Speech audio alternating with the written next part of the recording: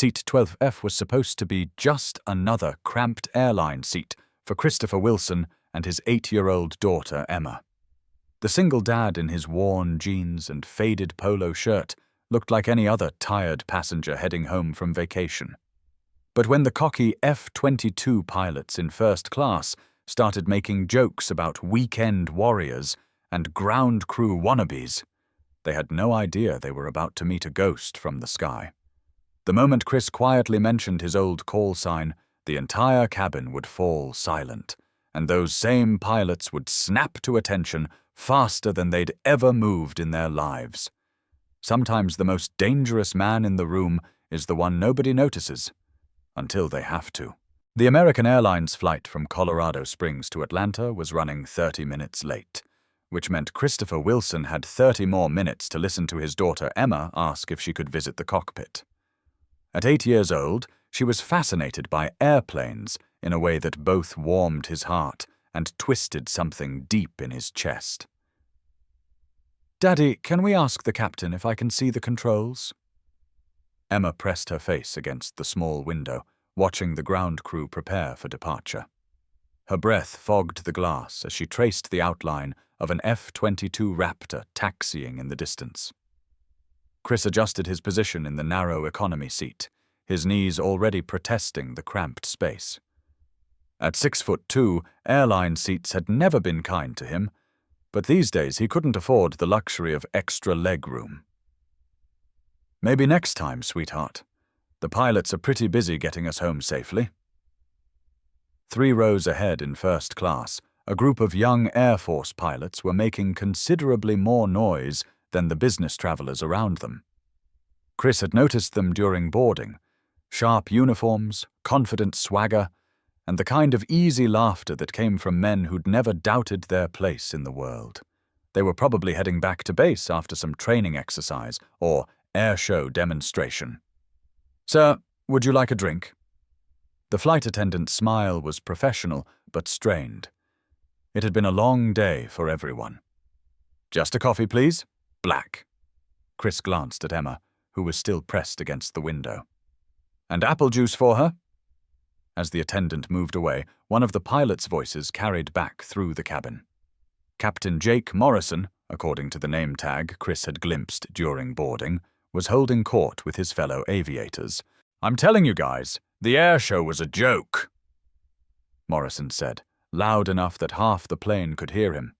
"Bunch of weekend warriors trying to impress civilians with basic maneuvers. You should have seen this one guy in the P-51. Thought he was hot stuff until he had to make 3 passes at landing." His companions laughed, the sound sharp and dismissive. Chris felt Emma's small hand slip into his, her attention drawn away from the window by the harsh voices. "What are they talking about, Daddy?" "Nothing important, Em. Just pilot talk." Chris squeezed her hand gently, but he could feel the familiar tightness building in his jaw. He'd heard this kind of talk before, back when he wore the uniform.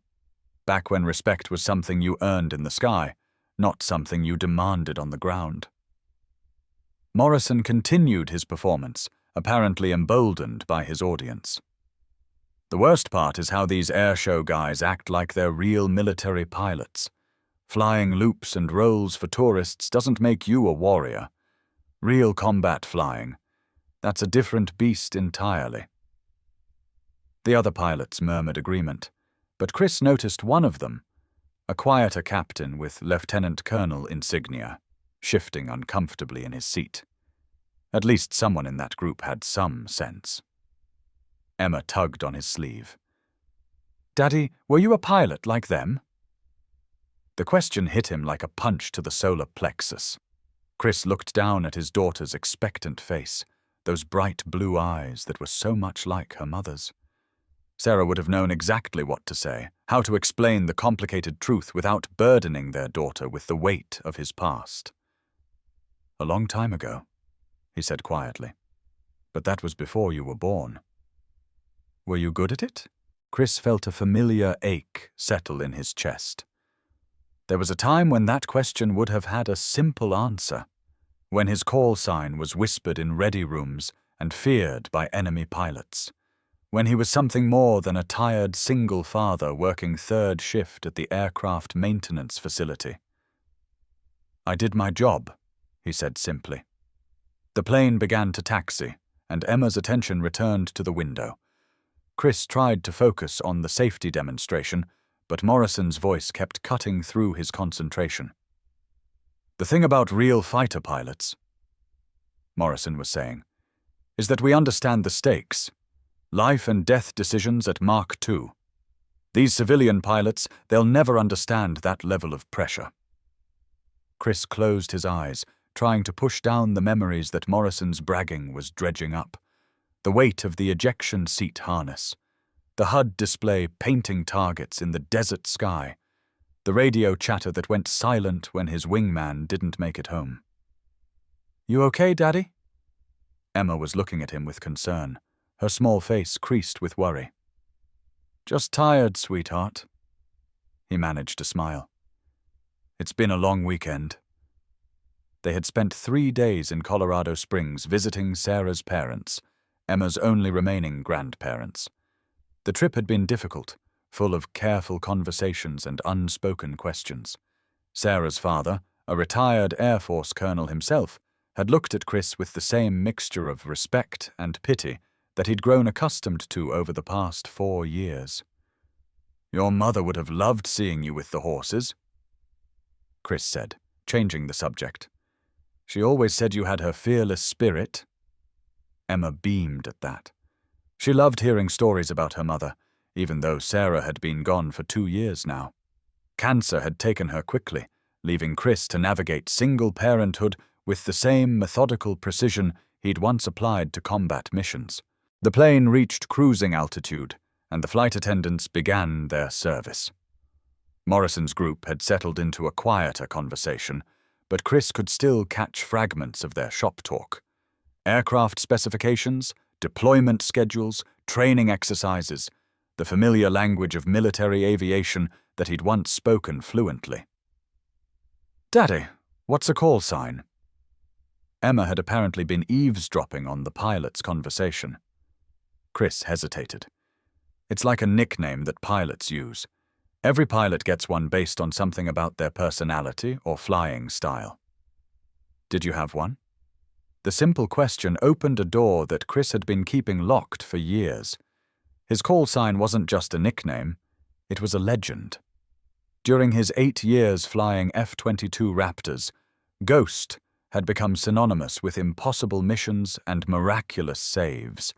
He'd been the pilot they called when the odds were against them, when someone needed to disappear into enemy airspace and emerge with intelligence or rescued personnel.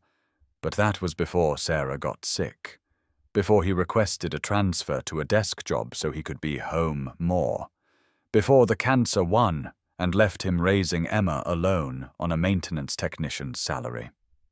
"Yeah," he said quietly. "They called me Ghost." Emma giggled. "That's a silly name for a pilot." If only she knew how many enemy pilots had agreed with her, right up until the moment they realized there was a Raptor on their 6 o'clock that they never saw coming. The flight attendant arrived with their drinks, providing a welcome distraction. Emma immediately focused on her apple juice, trying to drink it without spilling in the turbulent air. Chris sipped his coffee and tried to ignore the continuing conversation from first class. But Morrison was just getting warmed up.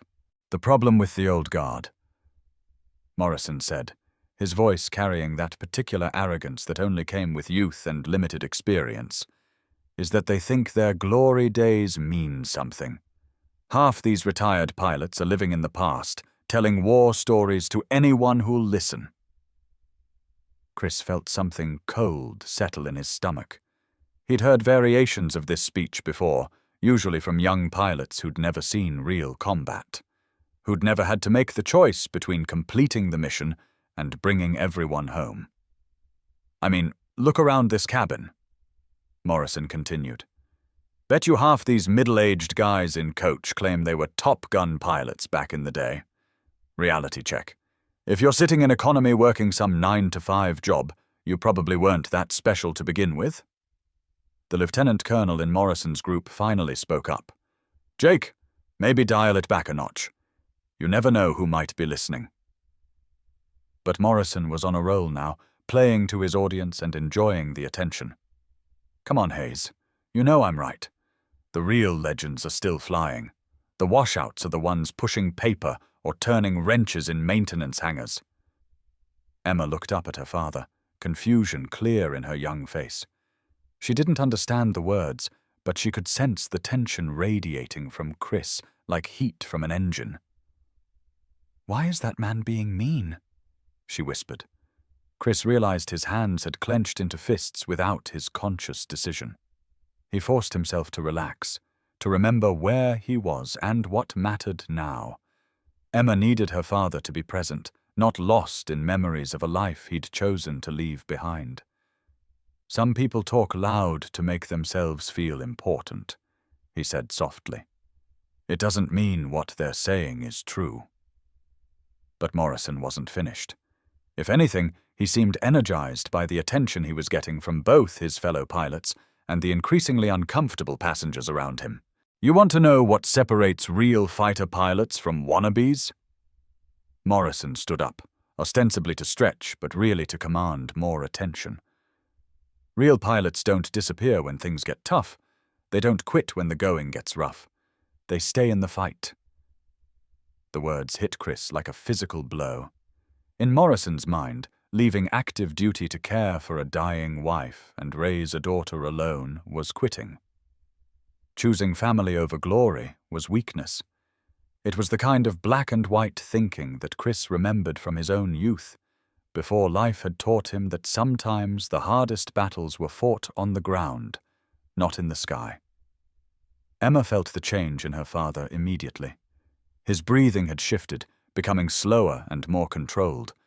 It was the same breathing pattern he used when he was trying not to get angry, when the bills were piling up, or when Emma asked why Mommy couldn't come back.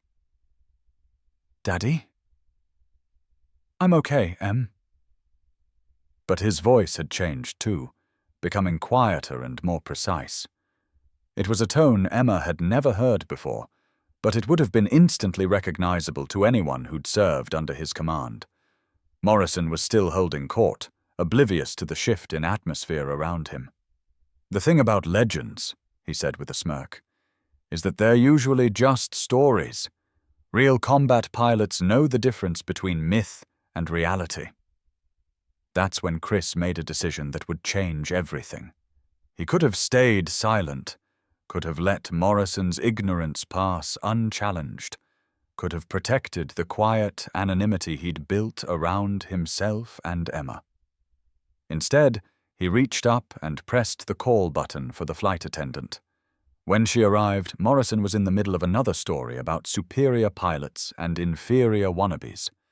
Chris waited for a pause in the conversation before speaking, his voice carrying clearly through the first-class cabin.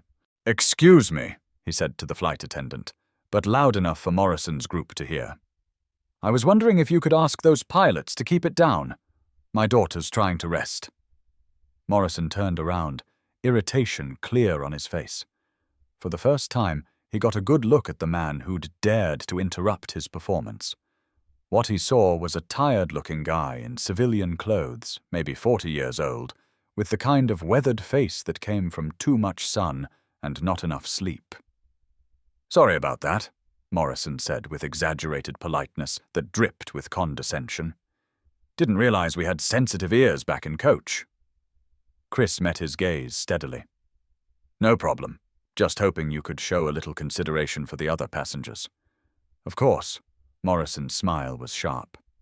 "Wouldn't want to disturb the civilians with our military talk. Sometimes we forget that not everyone appreciates what real pilots do for this country." The insult was clear, and every person within earshot felt the tension ratchet up another notch. Emma pressed closer to her father, sensing something was about to happen, but not understanding what. Chris could have let it go. Should have let it go. But something in Morrison's tone, in his casual dismissal of everyone who wasn't currently wearing a uniform, pushed him past his carefully maintained boundaries. "Actually," Chris said quietly, "I think I understand military aviation just fine. Morrison's eyebrows rose in mock surprise. "Oh, really? Let me guess. You were a pilot too, right? What did you fly? Weekend warrior? Cessnas? Maybe a little aerobatic work at the county fair?" The question hung in the air like a challenge. Chris looked at his daughter, who was watching him with complete trust and faith. She believed her daddy could handle anything, solve any problem, face any challenge. And maybe, just for a moment, it was time to show her that she was right. F-22 Raptors. Chris said simply. 137 combat missions over 8 years. The first-class cabin went completely silent. Morrison's smirk faltered as he processed what he'd just heard. F-22 pilots were the elite of the elite, and 137 combat missions was a number that commanded immediate respect in military aviation circles. "Bullshit," Morrison said, but his voice lacked its earlier confidence. F-22 pilots don't end up... He gestured vaguely toward economy class. Chris could have provided documentation, could have pulled out his military ID or shown pictures from his flying days. Instead, he simply said, "My call sign was Ghost." The effect was immediate and devastating. Lieutenant Colonel Hayes, who had been trying to rein in Morrison's behavior all flight, went completely pale. The other pilots in the group looked like they'd been slapped. And Morrison himself stumbled backward, his face cycling through disbelief, recognition, and dawning horror. In military aviation circles, especially among F-22 pilots, Ghost wasn't just a call sign, it was a legend.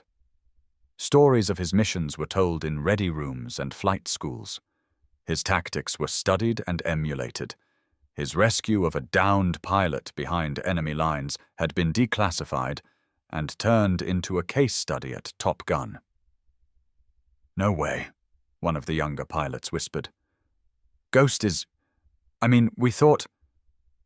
You thought I was dead," Chris finished quietly. "A lot of people do. It's easier that way." Emma looked between her father and the now silent pilots, trying to understand what had just happened. All she knew was that the mean man who had been talking loudly was now staring at her daddy with a very different expression. Hayes was the first to recover his composure. The lieutenant colonel stood up slowly, his movements careful and deliberate. When he spoke, his voice carried the weight of genuine respect, and no small amount of awe. "Sir," he said formally, "it's an honor." The words broke whatever spell had been holding the cabin in silence. One by one, the other pilots stood as well, their earlier arrogance replaced by something approaching reverence. Even Morrison, though he looked like he wanted to disappear through the floor, managed to get to his feet. Chris shifted uncomfortably in his economy seat. This was exactly the kind of attention he'd been trying to avoid for the past 4 years, the kind of recognition that came with questions he didn't want to answer and expectations he could no longer meet. "At ease," he said quietly, falling back into command voice without thinking about it. "We're all just passengers here." But the damage was done. The secret he'd been keeping, the identity he'd buried under fatherhood and financial necessity, was out in the open. And judging by the way Hayes was looking at him, this was far from over. Emma tugged on his sleeve, her voice small in the suddenly charged atmosphere. "Daddy, are you famous?" Chris looked down at his daughter, this beautiful, innocent child who was his entire world now, and felt the weight of his past settling around him like a flight suit he couldn't take off. "No, sweetheart," he said softly. "I'm just your dad." But even as he said it, he knew that the careful anonymity he'd built around their quiet life was about to be tested in ways he'd never anticipated. Because Ghost wasn't just a call sign, it was a legacy. And some legacies, no matter how hard you try to bury them, have a way of coming back to life. The flight attendant, who had been watching the entire exchange with growing confusion, cleared her throat nervously. "Is everything all right here?" Hayes answered before anyone else could speak. "Everything's fine, ma'am. We were just recognizing a fellow serviceman." Morrison, to his credit, managed to find his voice. "Sir, I apologize for my earlier comments. I had no idea that I was sitting in coach." Chris's voice carried a hint of dry humor. "That I look like any other tired dad trying to get home? That's kind of the point, Captain." The use of Morrison's rank, delivered without any reference to his own superior rank, was a masterclass in leadership. It acknowledged Morrison's position while making it clear that Chris didn't need to pull rank to command respect. "I still don't understand," Morrison said, his earlier bravado completely gone. "I mean, pilots of your caliber, why aren't you still flying? Why?" He gestured helplessly at the economy seats. Emma looked up at her father, sensing that this was an important moment. Chris met her gaze and saw Sarah in those blue eyes. Sarah, who had supported his decision to step back from active duty, who had told him that being a hero to his family was more important than being a legend to strangers. "Because sometimes," Chris said quietly, "the most important mission is the one that doesn't make the headlines." Hayes nodded slowly, understanding passing across his features. Military families made sacrifices that civilians rarely saw or appreciated. The fact that Ghost had walked away from glory to be present for his family didn't diminish his legacy. It enhanced it. "Your wife," Hayes said carefully. "Is she?" "She passed 2 years ago," Chris replied simply. "Cancer." The silence that followed was different from before.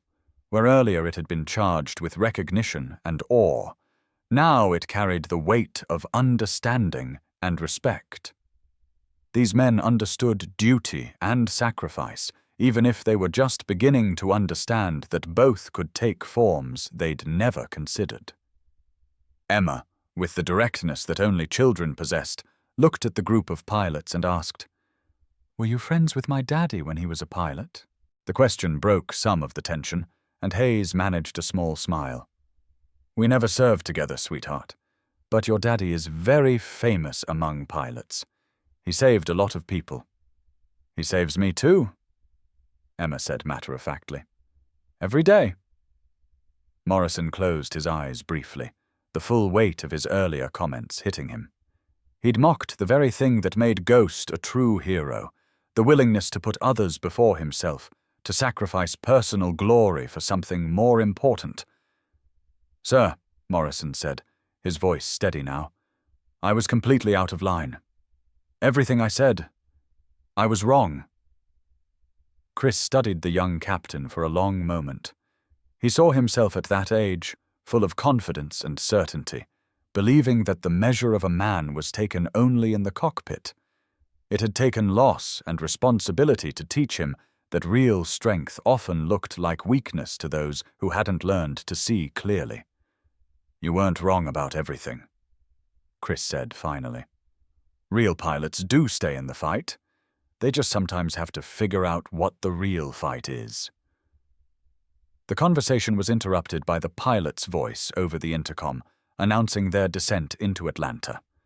The moment of recognition was ending, but Chris could see that something had fundamentally changed in the dynamic of the cabin.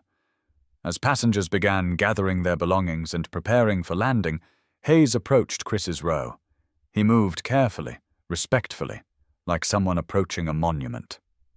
"Sir, I hope this isn't out of line, but would it be possible to get a photo? My father flew F-16s in Desert Storm, and he used to tell me stories about ghost missions. He'd never believe I met you." Chris hesitated. Photos meant evidence, and evidence meant that his carefully maintained anonymity might be compromised.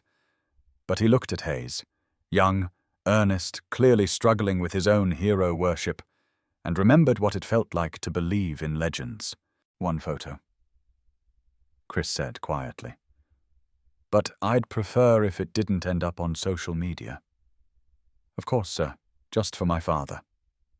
As Hayes set up the photo with another pilot, Emma watched the proceedings with growing fascination. Her daddy, who made her breakfast every morning and helped with homework every night, was apparently someone very special to these important-looking men in uniforms. "Daddy," she whispered as Hayes positioned his phone, "are you really famous?" Chris looked down at her, this beautiful child who represented everything good in his life, everything worth fighting for. "I used to be known for flying airplanes," he said softly, "but now I'm only famous for being your dad. And that's exactly how I like it." The photo was taken quickly, with Chris looking uncomfortable, but Hayes beaming like he'd just met his childhood hero, which in many ways he had. As they prepared for landing, Morrison approached one final time. His earlier arrogance had been completely stripped away, replaced by something that looked like genuine humility. "Sir, I wanted to ask, do you ever miss it? Flying, I mean. Being up there." Chris was quiet for a long moment, watching Emma organize her small backpack with the same methodical precision he'd once applied to pre-flight checks. "Every day," he said finally. "But I don't regret the choice. Some battles are more important than others, Captain. You'll understand that someday." Morrison nodded, though Chris suspected it would be years before the young pilot truly grasped what he meant. Youth had its own wisdom, but some lessons could only be learned through loss and responsibility. The plane touched down smoothly at Hartsfield-Jackson, and passengers began the familiar ritual of collecting belongings and queuing for the exit. But in first class, something remarkable was happening. Hayes had quietly informed the other passengers about Chris's identity, and a small crowd was forming. "I don't want a scene," Chris murmured to Hayes, who nodded and began directing people away. "Let's give the man some space," Hayes said with quiet authority. "He's traveling with his daughter." But the respect was palpable. As Chris and Emma made their way toward the exit, passengers stepped aside with the kind of deference usually reserved for heads of state. It was both gratifying and deeply uncomfortable for a man who had spent 4 years trying to blend into the background. At the gate, Hayes caught up with them one final time. "Sir, I hope this isn't presumptuous, but here's my card. If you ever want to visit the base, meet some of the younger pilots. Your experience could mean a lot to them." Chris pocketed the card without committing to anything. "Thank you, Colonel. And keep an eye on Captain Morrison. He's got good instincts under all that swagger." Hayes smiled. "I think you just taught him more about leadership in 30 minutes than he learned in flight school." As they walked through the terminal toward baggage claim, Emma slipped her hand into her father's. "Daddy, those pilots really liked you." "They respected what I used to do," Chris corrected gently. "There's a difference." "But you're still the same person, right? You're still Ghost." Chris stopped walking and knelt down to Emma's eye level. Around them, the airport bustled with typical Atlanta chaos. Travelers rushing to make connections, families reuniting, business people focused on their phones. But in that moment, it was just the two of them. "Ghost was who I was when I was flying," he said carefully. "But being your dad is who I am now, and that's the most important job I've ever had." Emma considered this with the seriousness that 8-year-olds brought to important questions. Can you be both? The question hung in the air like a challenge. Chris had spent 4 years believing he had to choose between his past and his present, between the legend and the father. But looking into his daughter's eyes, he began to wonder if maybe she was wiser than he'd given her credit for. "Maybe," he said finally. "What do you think?" Emma grinned, the expression transforming her face with pure joy. "I think Ghost sounds like a superhero name. And superheroes are just regular people who help others, right?" Chris felt something shift inside his chest, like a door opening that he'd kept locked for too long. "Yeah," he said softly. "I guess they are." They collected their luggage and headed for the parking deck, where Chris's 10-year-old Honda Civic waited in the economy lot.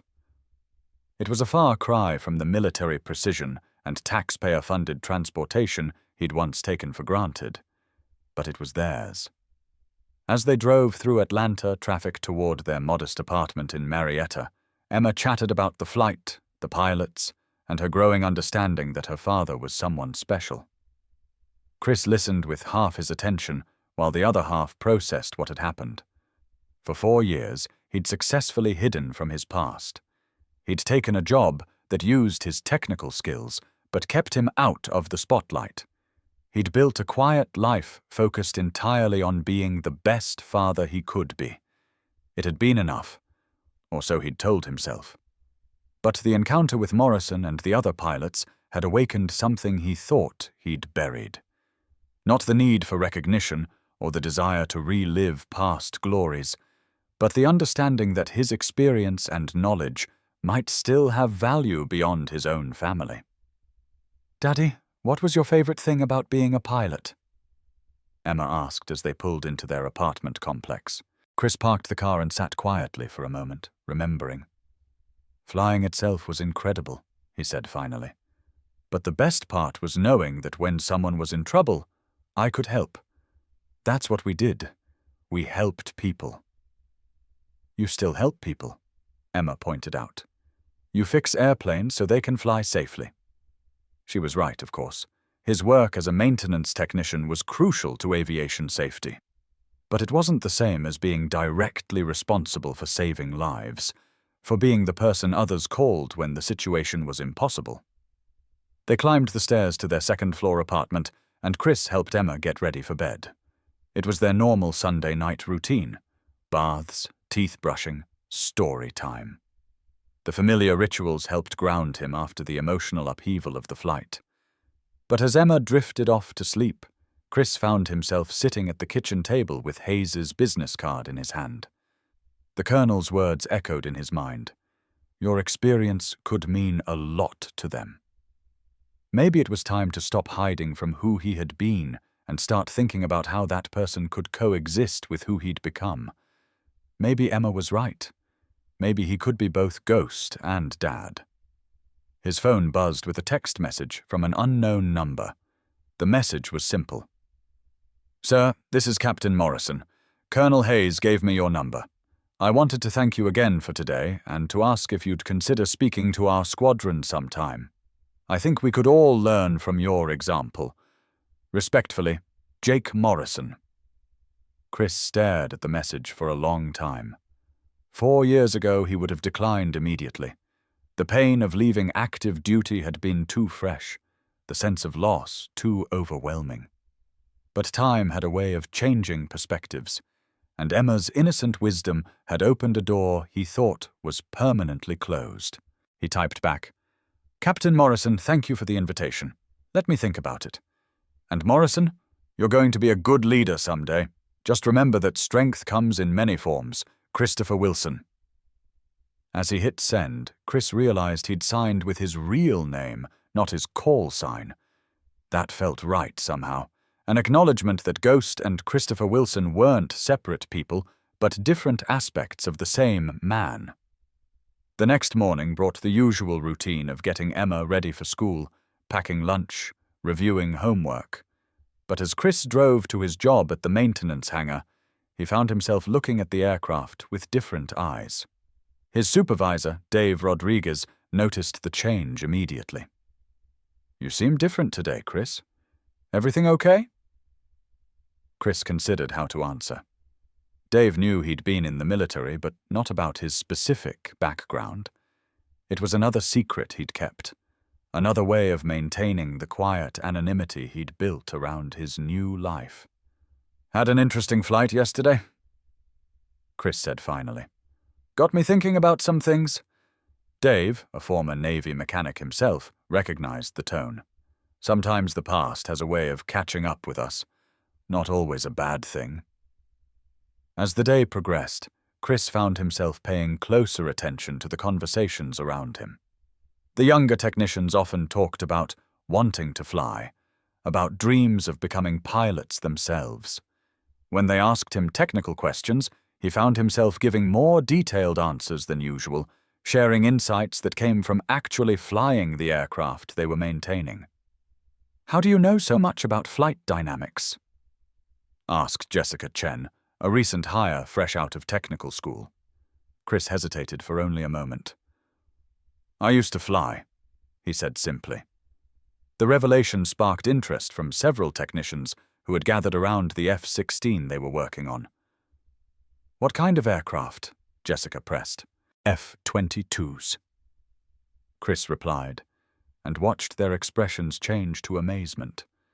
Word spread quickly through the hangar, and by lunchtime, Chris found himself surrounded by technicians wanting to hear stories and ask questions. It was uncomfortable at first.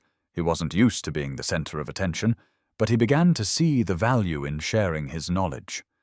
"The most important thing to remember," he told the group, "is that every bolt you turn, every system you check, every procedure you follow perfectly, it's all connected to someone's life. When I was flying missions, I trusted my life to technicians just like you every single day."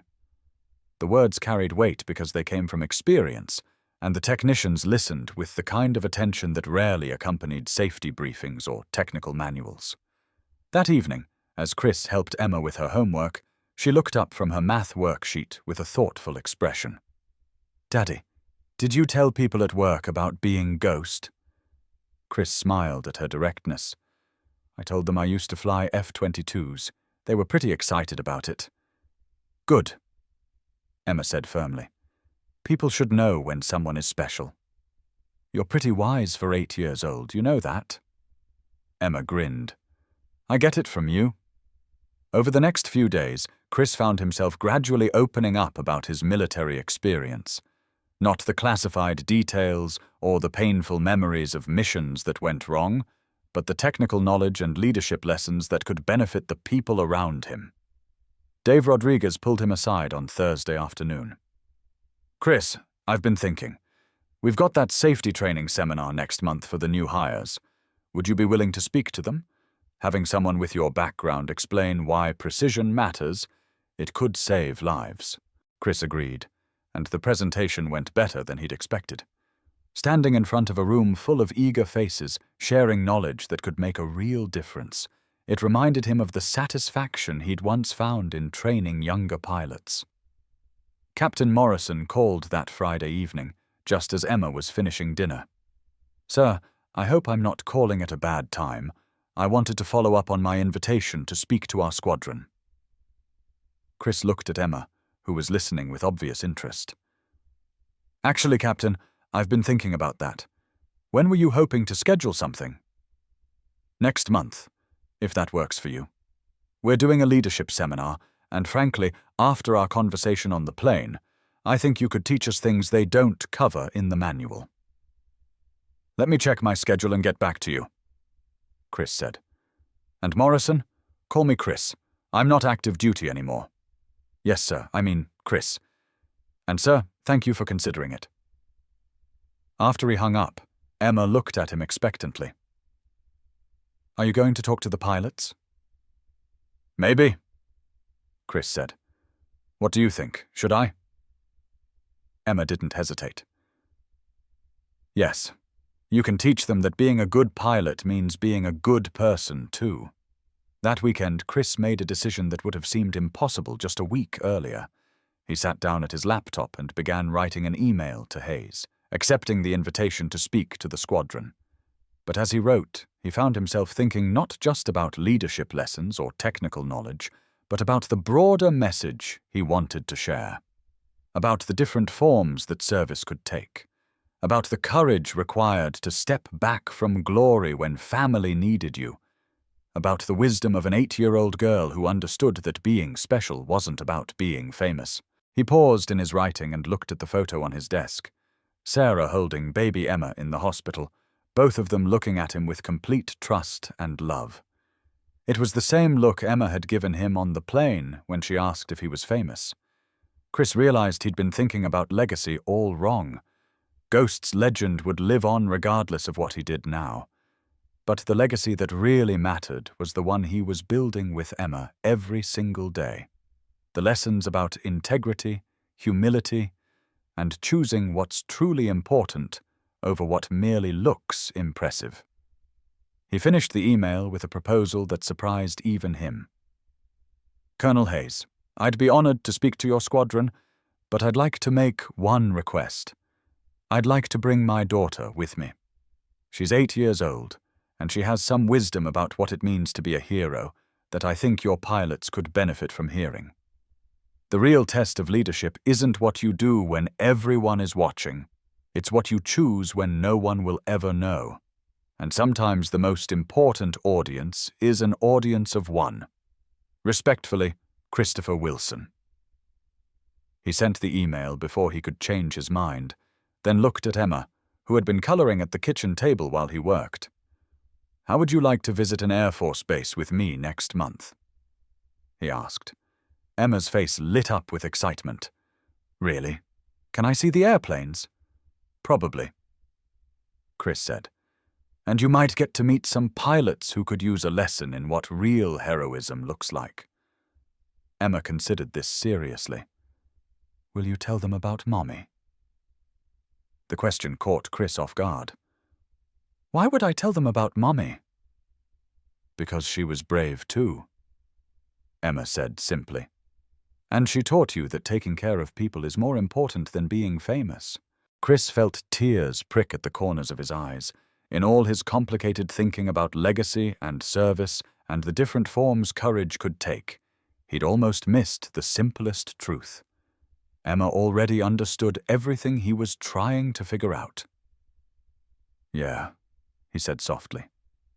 "I'll tell them about Mommy."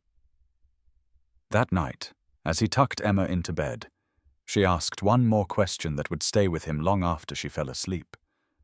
"Daddy, are you happy that those pilots found out who you are?"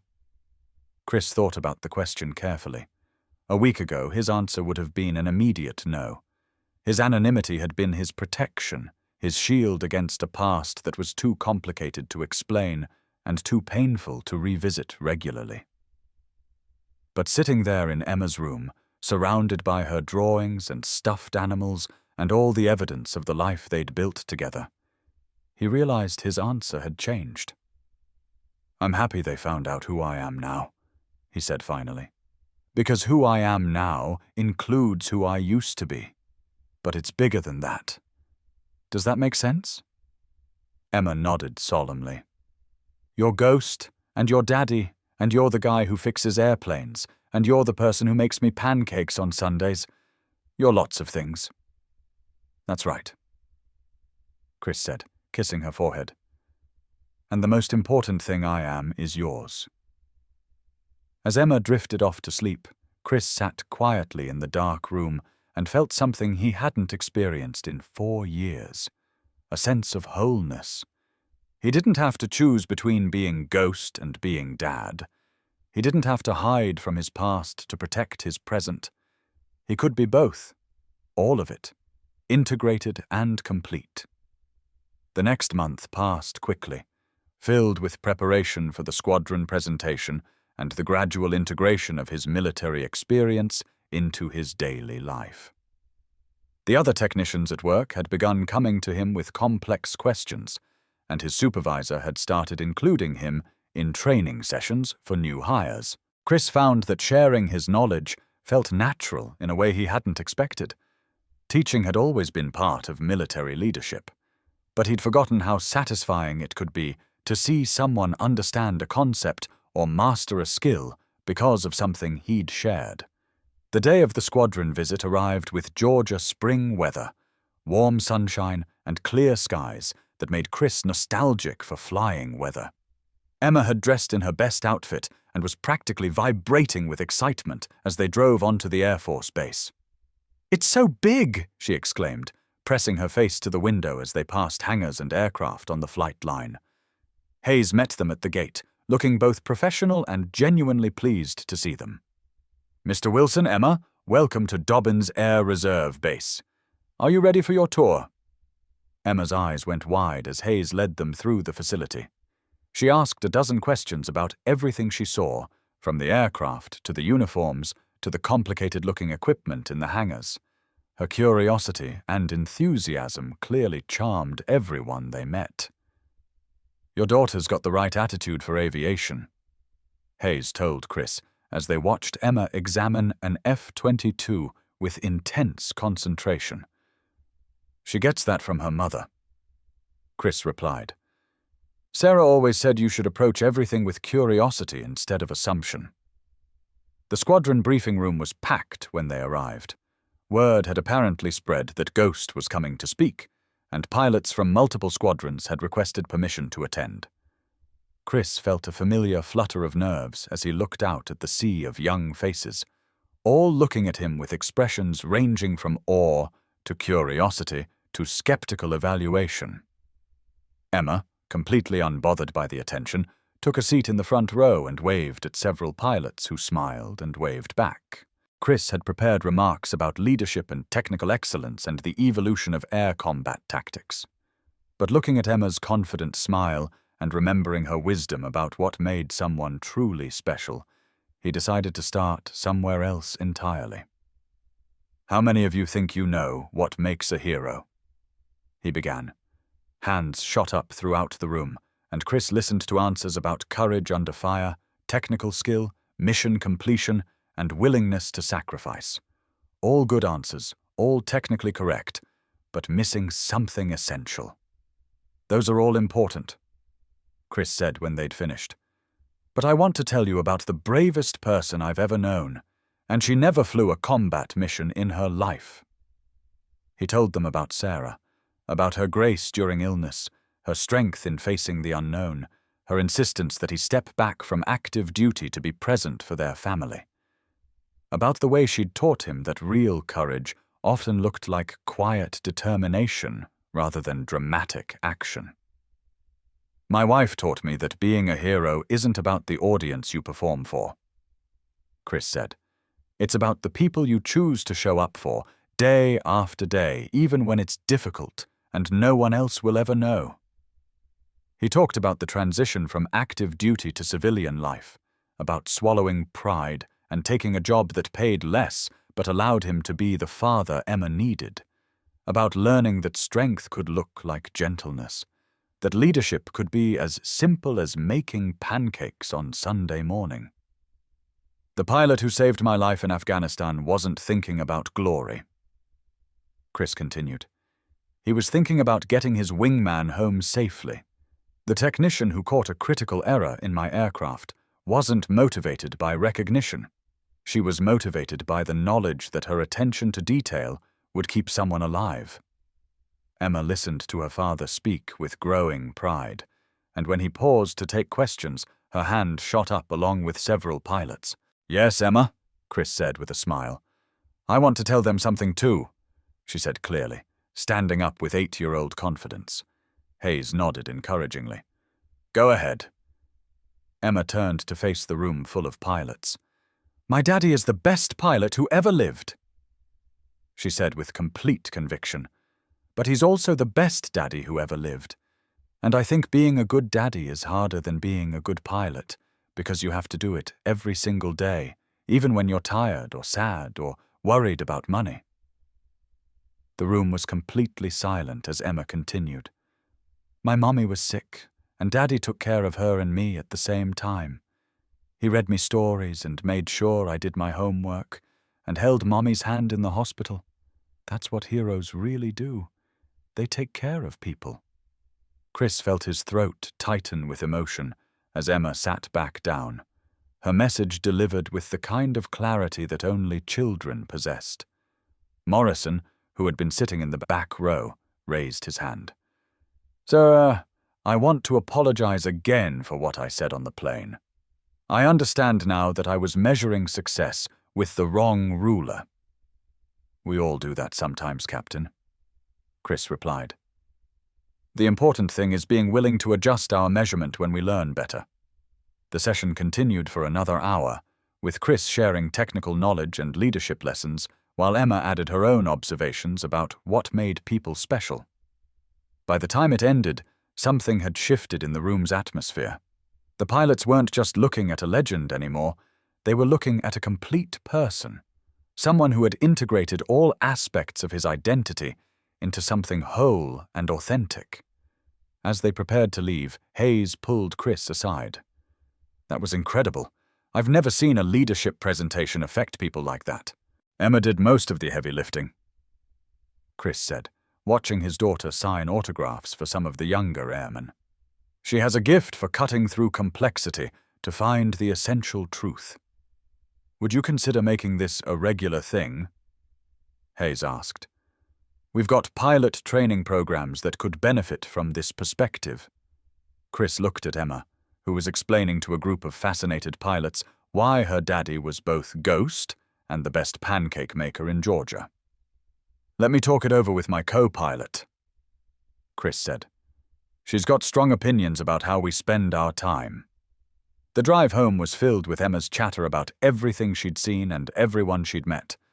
But as they pulled into their apartment complex, she grew quiet and thoughtful. "Daddy, are you glad you're not a pilot anymore?" It was the question Chris had been asking himself for 4 years, and for the first time, he had a clear answer. "I'm glad I'm not active duty anymore," he said carefully. "But I think I'll always be a pilot, just like I'll always be Ghost. They're part of who I am, but they're not all of who I am. And the most important part is being my dad." Chris smiled, remembering Sarah's words from so many years ago about the different forms love could take. "The most important part is being the person you need me to be, whatever that looks like." Emma considered this with the seriousness she brought to all important matters. "I need you to be all of it," she said finally. "Ghost and Daddy and the pancake maker and the airplane fixer and the person who teaches other people how to be good." As they climbed the stairs to their apartment, Chris realized that Emma had just solved a puzzle he'd been working on for 4 years. He didn't have to choose between his past and his present, between legend and reality, between Ghost and Dad. He could be integrated, complete, whole. That night, after Emma was asleep, Chris sat at his kitchen table with his laptop and began writing. Not an email or a report, but something more personal. A letter to Sarah, telling her about the journey he'd been on since she died and the wisdom their daughter had shown him about what it meant to be truly heroic. He wrote about the plane ride that had changed everything, about the young pilots who had reminded him that his experience still had value, about the gradual integration of his military identity with his civilian life. He wrote about Emma's insight that being special wasn't about being famous, and about his growing understanding that service came in many forms. When he finished, Chris felt a sense of peace he hadn't experienced since Sarah's death. He wasn't hiding from his past anymore, but he wasn't living in it either. He was present, complete, ready for whatever came next. The next morning brought a surprise phone call from Dave Rodriguez. "Chris, I just got off the phone with someone from the FAA. They're looking for experienced pilots to help with a new safety training program, and your name came up. Interested?" Chris looked at Emma, who was eating breakfast and working on a drawing of an F-22 with Ghost written on the side. "Tell me more about it," Chris said, and as Dave outlined the opportunity, Chris felt the familiar excitement of a new mission beginning. Some stories end with dramatic rescues or spectacular victories. This one ended with something quieter, but no less significant. A man finally understanding that he didn't have to choose between the hero he'd been and the father he'd become. He could be both, integrated and whole, ready to serve in whatever form service was needed. And sometimes, the most important audience for heroism is an 8-year-old girl who already knows that the best superheroes are the ones who make pancakes on Sunday morning and read bedtime stories every single night, without fail, because that's what love looks like when it's real. Ghost was back, but he'd never really left. He'd just learned that the most important missions aren't always the ones that make headlines. Sometimes they're the ones that take place at kitchen tables and in school pickup lines and in the quiet moments between a father and daughter who understand that being special has nothing to do with being famous and everything to do with being present, day after day, for the people who matter most. 6 months later, Chris Wilson stood in front of another group of pilots. But this time Emma wasn't the only family member in the audience. Sarah's parents had flown in from Colorado Springs, and for the first time in years they were looking at him with something other than pity. They were looking at him with pride, not just for who he had been, but for who he had become. "The question isn't whether you're brave enough to fly into enemy territory," Chris told the assembled pilots. "The question is whether you're brave enough to come home and be fully present for the people who love you. Because that's where the real heroism happens, in the daily choice to show up, to be vulnerable, to put someone else's needs ahead of your own recognition." Emma, now 9 and even more confident than before, raised her hand. "Daddy, tell them about the time you taught me to ride a bike." Chris smiled, understanding immediately why she'd chosen that story. "Last summer, Emma was determined to learn to ride without training wheels. I could have just given her instructions and watched from the porch. Instead, I ran alongside her for 3 hours, getting grass stains on my work clothes and probably looking ridiculous to the neighbors." "Why was that important?" asked a young lieutenant in the front row. Emma answered before Chris could. "Because he could have been Ghost, the famous pilot, but instead he chose to be my daddy, who believed I could do hard things. And that made me braver than any superhero story ever could." The room was quiet for a moment, absorbing the simple truth that an 8-year-old had just delivered. Then Hayes, who was now a colonel and had become something of a mentor to the younger pilots, spoke up. "Sir, what would you tell someone who thinks they have to choose between their military career and their family?" Chris looked at Emma, who nodded encouragingly, then at Sarah's parents, who were wiping tears from their eyes. "I'd tell them that's a false choice. The skills that make you an excellent pilot, precision, dedication, the ability to stay calm under pressure, those same skills make you an excellent parent. And the love that drives you to protect your family, that's the same love that should drive your service to your country." He paused, remembering his own struggles with identity and purpose. "The real challenge isn't choosing between being a warrior and being a father. It's learning to be both fully, without apology, and understanding that sometimes the most courageous thing you can do is step back from the spotlight so someone else can step into their own light."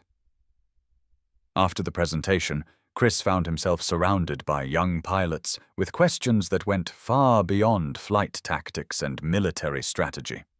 They wanted to know how to handle the transition to civilian life, how to maintain their sense of purpose outside the cockpit, how to be present for their families while still serving their country. One captain, barely 25 with wedding ring tan lines still visible on his finger, approached hesitantly. "Sir, my wife just found out she's pregnant, and I'm deployed more than I'm home. How do I be the father I want to be when my job requires so much sacrifice?" Chris put his hand on the young man's shoulder, remembering his own fears when Sarah was pregnant with Emma. "The time you have matters more than the amount of time you have. When you're home, be completely home. Put the phone down, ignore the emails, and be present. Your child won't remember how often you were deployed. They'll remember how you made them feel when you were there." Emma, who had been listening to these conversations with the wisdom of someone who had lived them, added, "My daddy missed some school plays because of work, but he never missed reading me a bedtime story when he was home. That's what I remember." As they drove home that evening, Chris reflected on how much had changed since that first flight from Colorado Springs. His life looked remarkably similar on the outside. Same apartment, same job, same Honda Civic. But everything felt different, because he was different. He was no longer hiding from his past or uncertain about his future. He had found a way to honor both Ghost and Dad, to serve both his country and his family, to be both a legend and a man. And perhaps most importantly, He had learned that the two weren't mutually exclusive. They were complementary parts of a whole person. "Daddy," Emma said as they pulled into their parking spot, "do you think Mommy would be proud of us?" Chris turned off the engine and looked at his daughter. This remarkable person who had taught him as much about courage as any combat mission ever had. "I think she'd be proud that we learned how to be sad without being broken, how to honor her memory by living fully, and how to help other people find their own way to be whole." Emma nodded solemnly, then brightened. "And I think she'd be proud that you finally figured out that being Ghost and being my daddy was the same thing all along." Chris smiled, once again amazed by his daughter's clarity. "What do you mean? Ghost was the pilot who saved people when they couldn't save themselves, right? And you save me every day by being exactly the daddy I need. Same job, different airplane."